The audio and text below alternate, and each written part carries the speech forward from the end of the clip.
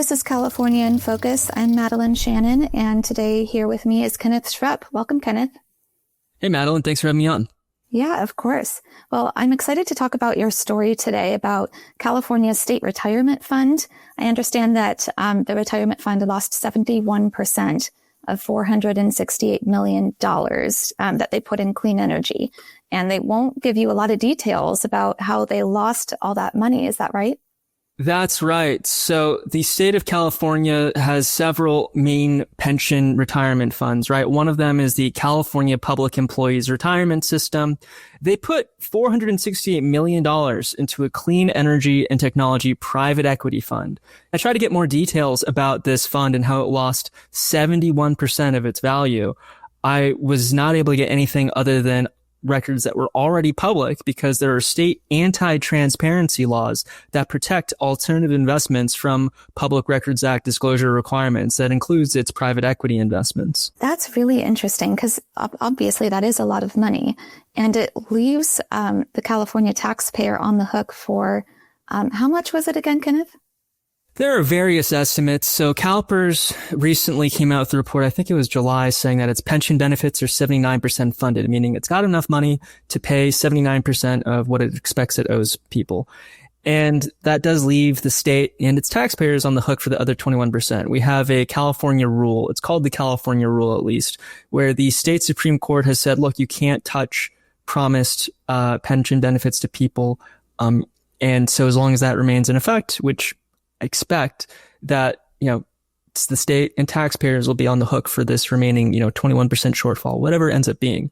So Reason Foundation, the libertarian think tank and magazine and research institute, estimates that CalPERS shortfall is about $180 billion.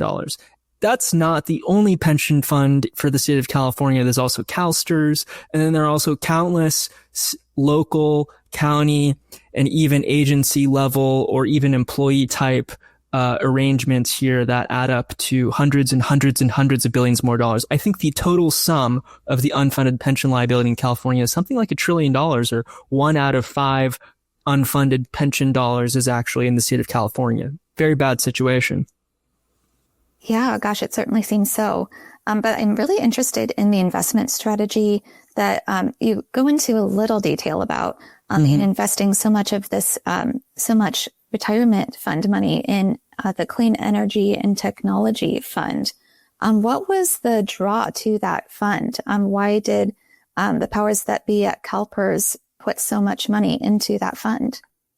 Well, at about that time, there was starting to be a lot more hype into American clean energy. The federal government very famously put in over $500 million into a California company called Solyndra that was going to create a solar panel factory in California. Unfortunately, the vast amount of subsidies from the state of China and the output from its factories grew so quickly there that they were able to completely overwhelm the rest of the global market. That is, the Chinese government vastly subsidized Chinese solar panel manufacturing. All of these startups in the United States pretty much went out of business because they could not compete with this amount of state investment and huge growth in production capacity. And what we can see, again, we don't have exact details, right? But we do know that the CalPERS Clean Energy and Technology Fund, it was administered by a company called Capital Dynamics.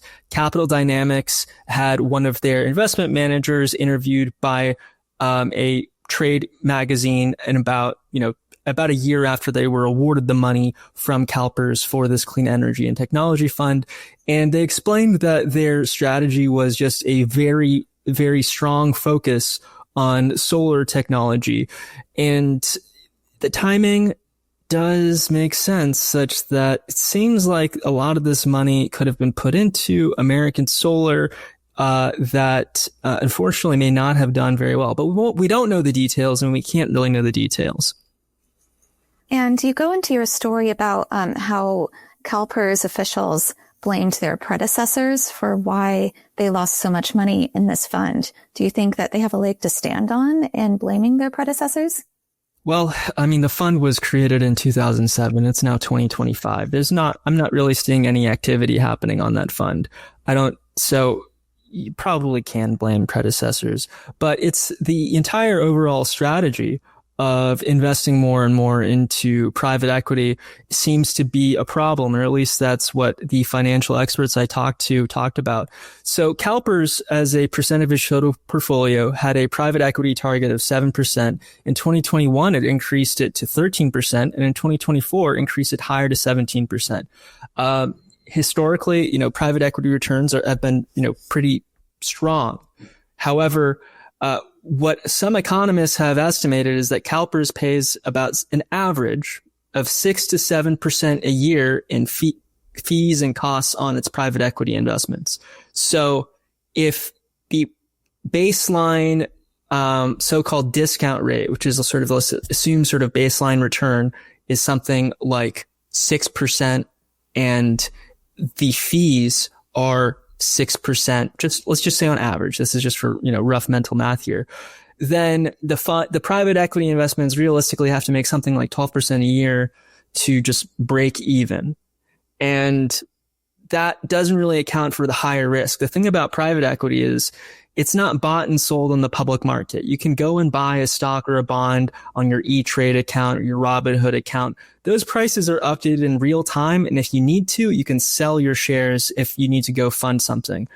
That's not true of private equity. You don't 100% really know what the price of your asset is until you sell it and someone actually buys it, which is why a lot of economists have said the valuation of these unsold assets that the private equity companies hold is really just based on guesstimates. And you might want to estimate that your returns are higher than they really are. You won't know or you might want to delay, telling your clients that you've lost a lot of their money.